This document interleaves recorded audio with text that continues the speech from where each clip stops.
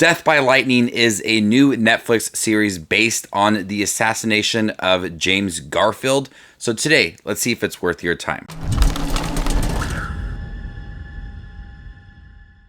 Presenting the story of James Garfield, who rose from obscurity to become America's 20th president, and Charles Guiteau, the man who assassinated him. I'm not a history buff, but I do know that James Garfield wasn't the most memorable president because of his very short term, about a year and a half long. Charles Guiteau assassinated him and didn't have a long tenure as a president. Michael Shannon plays James Garfield, Nick Offerman plays the vice president, Chester Arthur, and Matthew Macfadyen plays Charles Guiteau. In the first few minutes of this series, there is a warehouse that is shipping something, and they come across a jar that has the brain of Charles Guiteau.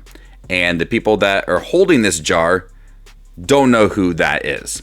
And this series fully understands that people may not know Charles Guiteau. I thought that was an interesting way to handle this series. We want to wipe the memory of Charles Guiteau. They took away a man that many people didn't know. And his wife in the series explains that there was so much more to James Garfield than the world knew.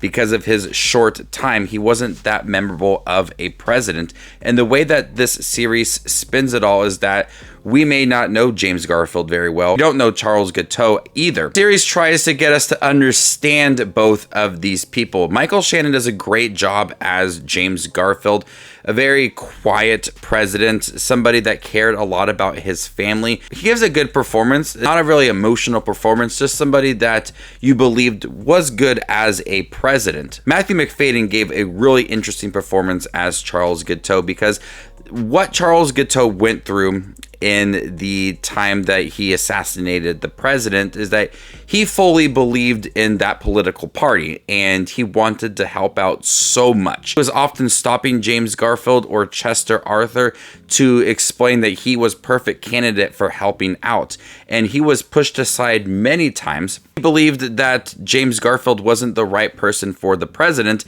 and that wasn't him disliking him by any means. He wanted a change, and he believed that he was doing the right thing, and that any moment that somebody gave him recognition or an approval, he ran with that. And many times people just disregarded him. Even though this is a drama series, there's this sense of awkward humor throughout it all, mostly from Matthew Macfadyen as Charles Guiteau. He is very giddy about trying to help out people. He's got this odd sense of humor to him. And you do really feel that admiration for the political party and his determination for helping out. But he's really tense in certain situations and doesn't know how to interact with people. And that's where the series has that light style of humor.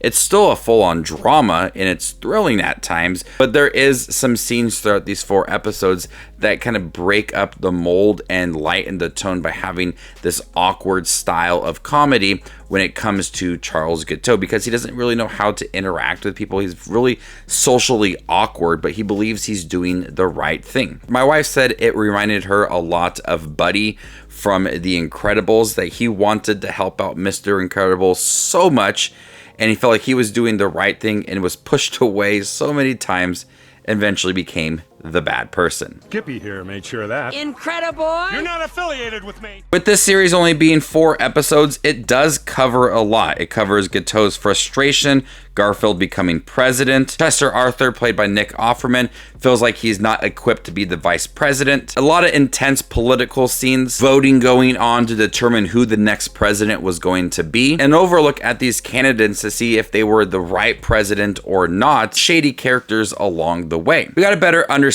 of James Garfield throughout this series, that he is a family man, somebody that believed in doing the right thing and giving people second chances. Nick Offerman gives a vulnerable performance as well, that he believes that he's not doing the right thing, is not the right person for the job despite really wanting it.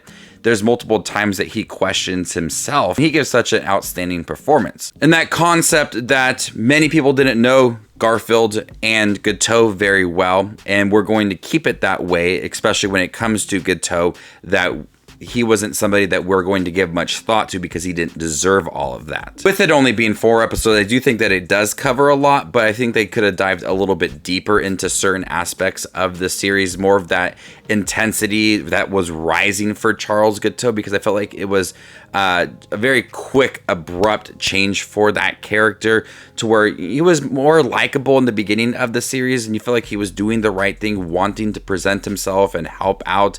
And then it was a very fast shift for that character to be where he wanted to assassinate James Garfield.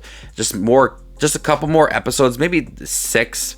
I mean, 6 and 8 are like your typical Netflix series, but episodes would have really fleshed out that character, had more intense moments to it, and then you might have felt some more emotion when it came to Michael Shannon's James Garfield. So I did like this series. I thought it was intense at times. The political conversations were very snappy and upbeat, and then you had a lot of those moments that felt very haunting from Charles Guiteau, that felt like he was doing the right thing and was very upbeat and giddy about it all, even after he assassinated James Garfield. Performances are very strong, and I like that idea of who is Charles Guiteau? Should we give him some thought, or should we just wipe him from history? Looking for a quick 4-episode series on Netflix, I do recommend checking out Death by Lightning. I'm gonna go ahead and give Death by Lightning a B-. Thank you guys for checking my review for Death by Lightning. Have you guys seen it by chance? What'd you think about it? Let me know in the comment section down below, and stay tuned for more up and coming content like this. My name is Justin Watches Movies, and you guys stay classy, YouTube.